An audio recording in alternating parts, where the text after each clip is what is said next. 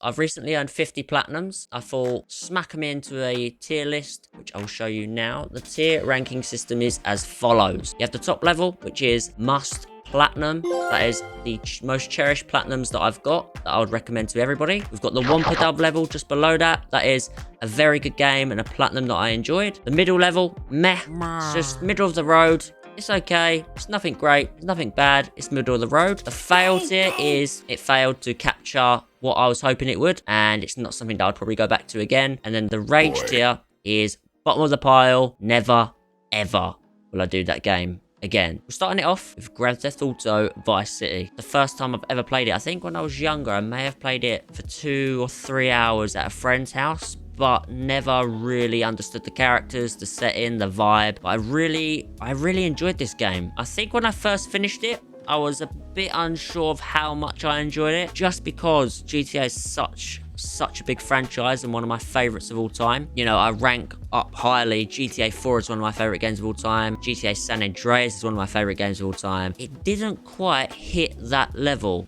Tommy Vercetti is a fantastic character. I did read that the voice actor, Ray Liotta, I think it is, he didn't enjoy his time on set and kind of rushed through a lot of the lines, especially in the second half of the game. And the game ended up being a lot shorter as well than what they planned. And I did notice that. It did feel a little bit rushed. I felt like there was at least another 2 or 3 chapters. So Vice City, it was really good, but was it great? And this is where the fun comes in for me, because this is where I need to decide where I would rank this game. Overall, where would I rank it? Is it a must plat? Is it a Wumpa Dub and a very good game? Is it middle of the road? Did it fail to capture my platinum soul? Did I hate it? It's somewhere between these two. I almost want to say it's a must platinum, because I feel like a lot of people should go and get this one. But for me personally, it's going to go in Wumpa Dub. So just below, very good. I think most people have a great time with it, but is it one of the most perfect platinums that I've ever got? No, not really. Next up on the trophy list then, that's the Gardens Between. What a game this is. This is one of my favorite indie games that I've ever played. It was completely unexpected. I don't even know why I ended up playing this game or how I found out about it, but when I played it, I loved the game so much, guys. It's so fun. It's so creative. It's just one of those games when you jump into it, you don't expect too much from it, but my god, did I get a lot from it. The trophy list is super easy. It is pretty much finish every level, do a few miscellaneous tasks within each level, and you'll get that platinum. If you're looking for a short game, an indie gem, and you've not played the Gardens Between, this would be top of my indie list. The first ever video I did on the channel, it is the first platinum that I ever recommended in the legendary Easy Platinum series. But where does it go on the tiers? I want to put it in must platinum, but does it deserve to be must platinum? Because if you like to find hidden gems, it's the ultimate. If you like shorter platinums because you don't quite have the much time on your hands as maybe you used to, it's perfect. Did I hate anything about the trophy list? No. So it's actually gonna go there. I'm gonna put it in a must platinum. I think that every trophy hunter should at least give this one a try. The first game in must platinum is the Gardens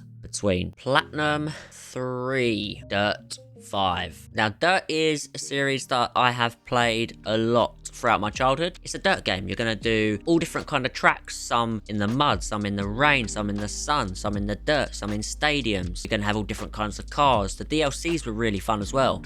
We are just focusing though on the platinum. In terms of the trophies, dead easy. This is a dead easy racing game. If you're not the best at racing games, this will be an easy platinum for you. Only one that I will just say to watch out for is Stunt Master. Score 30,000 or higher in a Gymkhana event in career mode. That was a little bit difficult. It probably took me 8 or 9 attempts, to be honest. That's the only trophy that caused me any difficulty. Only 21 trophies as well to get the plat. If we look at Dirt 5 as a whole, it's definitely a game that I enjoyed. Definitely not a rage. It's definitely not a foul. I don't think it's a mid game either in terms of its genre. It is definitely going to go in the dubs section right next to GTA Vice City. Up next then, we're moving on from Dirt 5 and we're moving on to The Wolf Among Us. What a game this is. Telltale did a fantastic job capturing Big B Wolf, which is one of the best characters that I have played with in a very long time. I'm excited for The Wolf Among Us 2. We haven't heard anything about that for a while, which is a bit of a concern. It was meant to come out, I think, this year, or maybe even last year. Hopefully we get it sooner rather than later, because it's such a good game, man. Such a good game. But where would I rank it? The story was phenomenal. Literally phenomenal. I wouldn't say it's a must platinum. It's bloody close. It is literally teetering on that edge. It is teetering. I'm almost wanting to put it up there as a must plat, but I'm gonna drop it in to the Wumpa Dub. I think a lot of games are gonna just quite miss out on that top tier. But right, next up then is a childhood favorite of mine. Check this out. This is my original copy of Destroy All Humans. One of my favorite games of all time. Easy, easy, easy.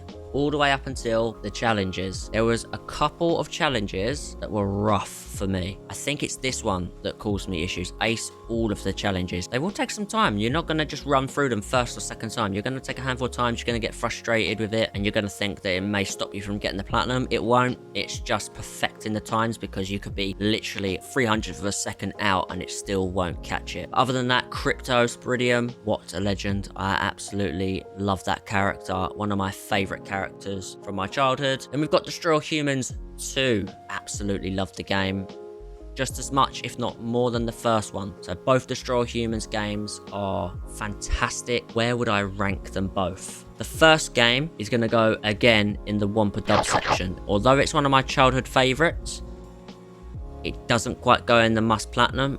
Oh, does it go in the must platinum though? This is definitely the toughest one so far. I really love this game. I think I'm going to keep it in the Wumpa Dub section, because the second game for me will move up into the must platinum section. Graphically, it's absolutely unreal. Destroy All Humans 2 Reprobed looks incredible, and I'm going to say that I think it's a must platinum.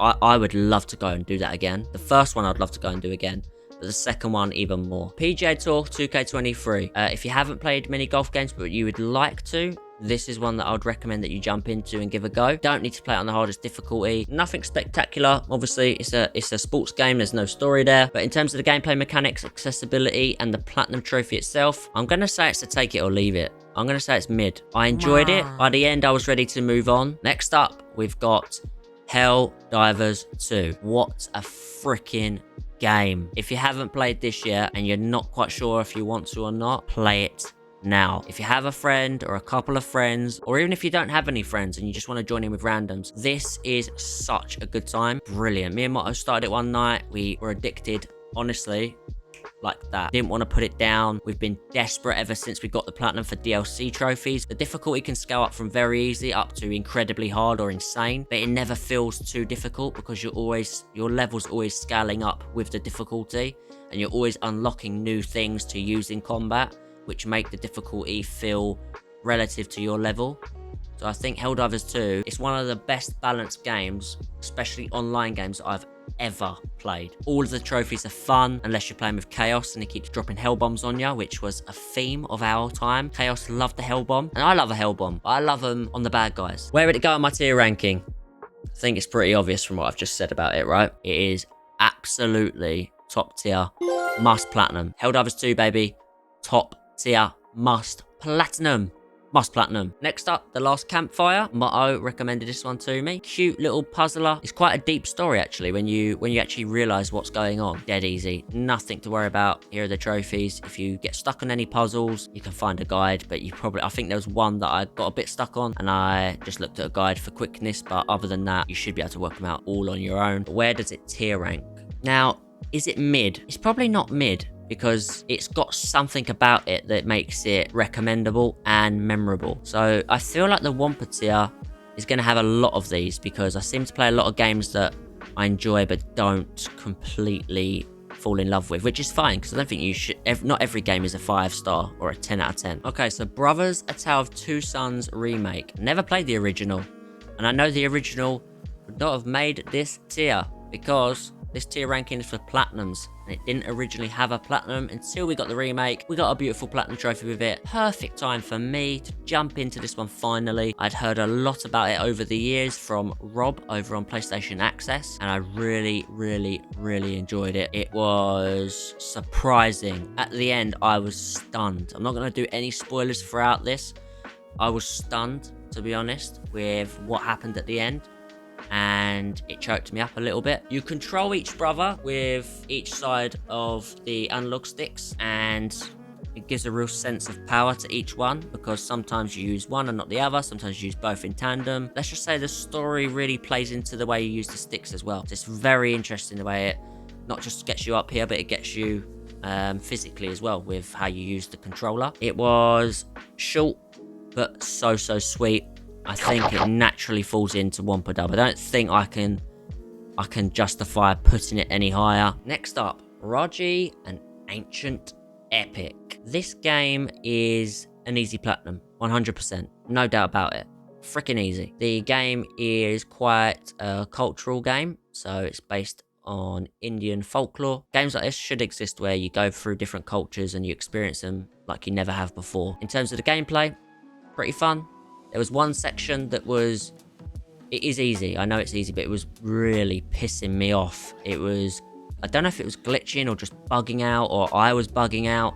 I ended up breaking one of the keys off of my keyboard because I was getting so annoyed. I banged down and a key went ping straight across the room. Honestly, I was getting pissed off with this one section. I kept falling in the water, dying time after time after time after time. But the gameplay's really fun. The combat is really fun. The story's pretty cool. Is it something that I would recommend? Yes, for an easy platinum. But for my experience, which is what this list is really about, it's going to be the first one to go low. It's going to go real low. It's going to go in rage because it did evoke to piss me off. And to be honest, if you deleted it off my account and you said it's gone, would I go back to it? Probably just for the easy platinum. Yeah, I'm gonna put it in rage. That's probably really harsh. It probably could easily go in meh, or it could just go in fail. But because of what it did to me and how it made me break my lovely clean keyboard, it's going in rage. It pissed me off. Crash Team Rumble, and this game was wicked, man. I earned a boatload of trophies. I think within like 2 hours, I had a lot. I had about 20 trophies. No joke. You can earn a lot of trophies quick, so if you're looking to earn a lot of trophies because you're in the mood to hear those trophies pop, pop, pop, pop, pop, this game will do that. Now, when I played during the day, it wasn't very difficult. The later I played was more difficult because the game is definitely more popular in different countries. I did come up against a few players that were insanely high level that are clearly addicted to the game, and they were bullying the hell out of me, and rarely when you come up against those guys would you win. But it's fun. It's a competitive game where you're fighting, you're trying to collect Wumpas and trying to get them back to your Wumpa station. They've added all different kind of characters from the Crash Bandicoot universe in there. Some of the trophies are linked to certain characters. The end of the platinum is a bit of a grind, but I really enjoyed it, and I enjoyed playing it with Motto. We had a lot of fun. I enjoyed playing it solo as well, so I can't just say it without Motto it wasn't any good, because it was brilliant. For me, it's going to go in the Wumpa Dub as well. I loved it, but if I had to platinum it again, I probably wouldn't, just because of a few frustrating nights against certain players online. That's the thing with multiplayer games, right? When players get to a certain level and they're addicted to the game and they're just griefing, it can ruin the whole experience, especially when it's got a small player base. But anyway, Cat Quest, I really enjoyed it. It is exactly what you'd expect. It's a game where you go around clearing dungeons, beating enemies down, leveling up, unlocking new stuff. It's really unique because of the main character, the world that it's set in. It's addictive. Like, you will not want to stop playing this game. Would I recommend it to most people? I can see in my live chat, people are not quite in love with Cat Quest. I actually love it, but Cat Quest for me is definitely going to go in Wumpa Dub. I really enjoyed it. I had a lot of fun. I wasn't expecting to have as much fun. I think that's what it was. I went into it with low expectations, and it beat those expectations quite considerably. So yeah, next, Tales of Kenzura Zao. Now, I haven't played many games like this. It's not my style of game. I don't even know what you'd call it. I think it's a bit of a Metroidvania. The combat was brilliant. Story was really fun and engaging. The boss levels were great. I think it's a bit of a hidden gem. This was a surprise package. I thought that it'd be okay, but it's brilliant. It is so... That is probably one of the closest ones, but I'm going to commit. I would do this again. If you deleted this off my list tonight and I woke up tomorrow, I would go straight back and I would go get this platinum again. Okay, moving on through the list. Deliver Us the Moon. The game's atmosphere is unmatched. It is absolutely fantastic. If you want to feel like you're lost out in space and you're all alone, this game delivers. I just didn't enjoy the gameplay. I just found it really, really slow and sluggish. As a video game, it just didn't work for me. It's just not a game that I would probably go back to. Deliver Us the Moon is going to be tier ranked quite savagely. As far as I care, you can stay on the fucking moon. Definitely not delivering the moon. Anyway, moving on, we've got Maneater. So I played this one on the PS Portal actually. A lot of it was played on the PS Portal. I was getting a bit frustrated with it. Now you're moving quite quick during this game. You start as a baby, you grow up, you're going after, I think his name's Scaly Pete, and you gotta just constantly eat shit. It's a very basic game. It reminds me of a PS2 game, but it obviously looks really good. How good is it? It's okay. I think for me, it's because I played it on the Portal. I think that's probably the reason that I'm gonna say it's meh. It's kind of one of those ones where I could, if you delete again, I'm gonna go back to what I've been saying. If you delete it off my list tonight, tomorrow, how am I feeling? Oh well, apologies, because I know some of you guys are probably gonna love this game, because I can see why, but for me, yeah, meh. What's up, boys? Let's go. This is Tiggs. What's up, dogs?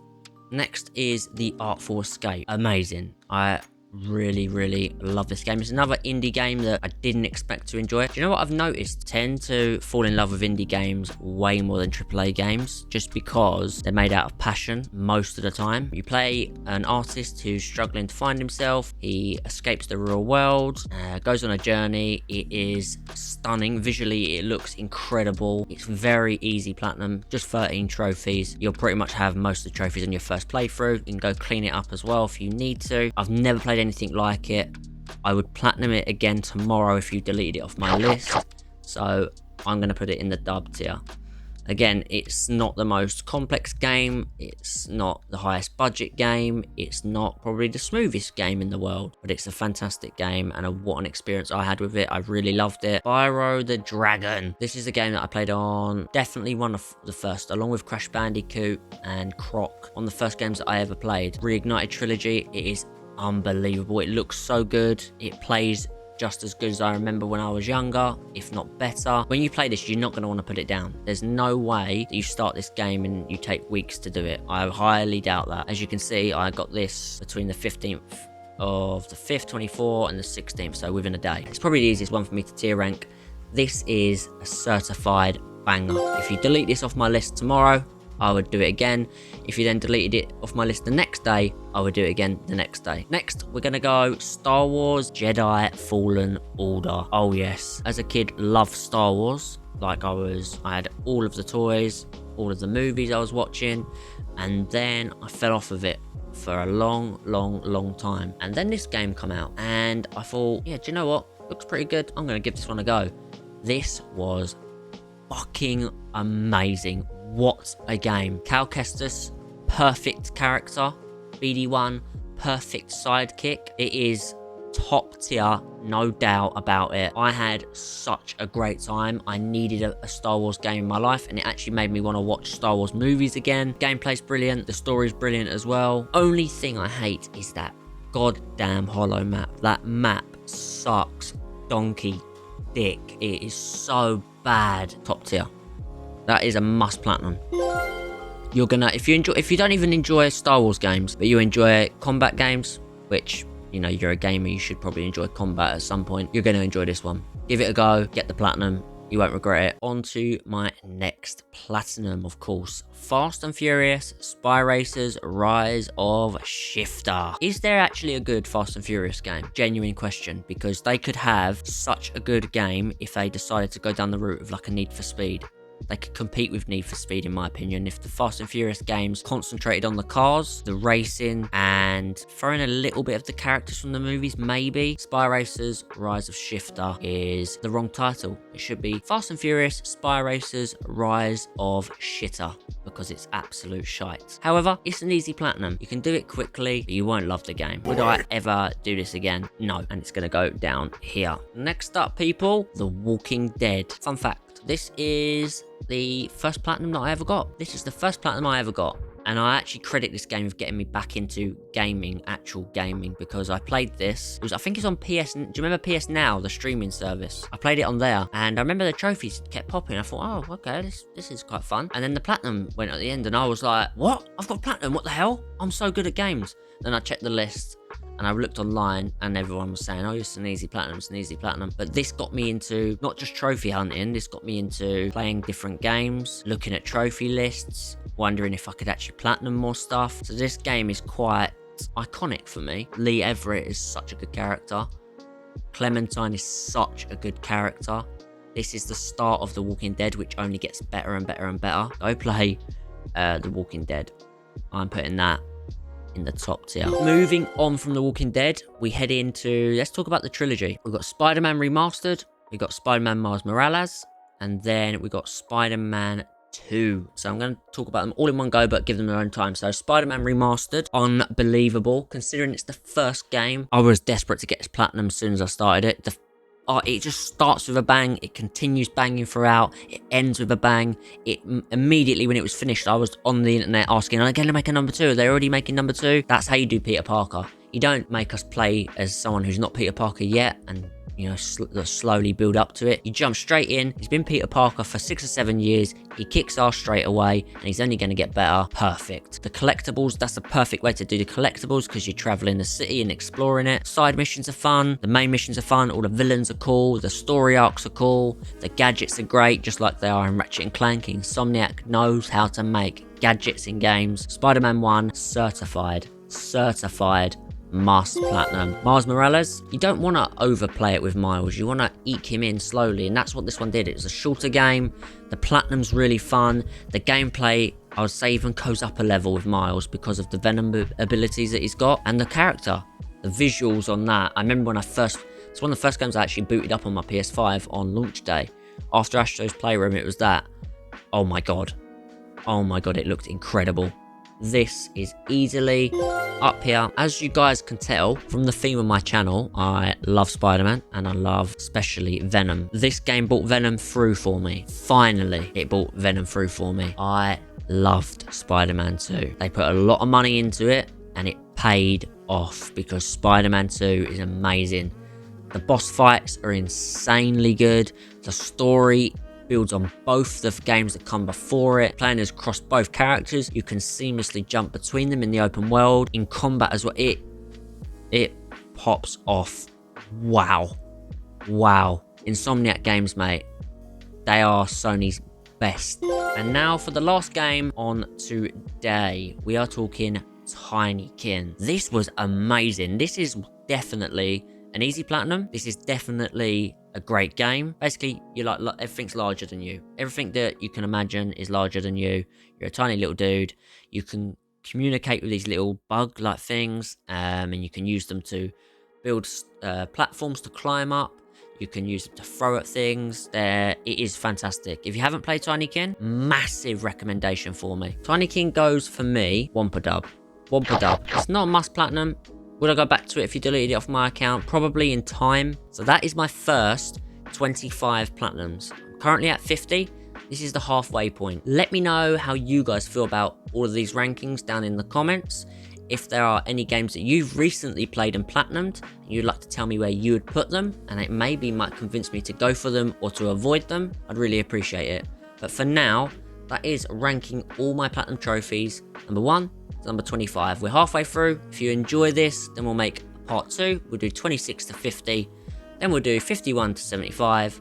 Then hopefully, eventually, we can do 76 to 100. I appreciate that, guys. Thanks for watching. Peace. Go! Boy.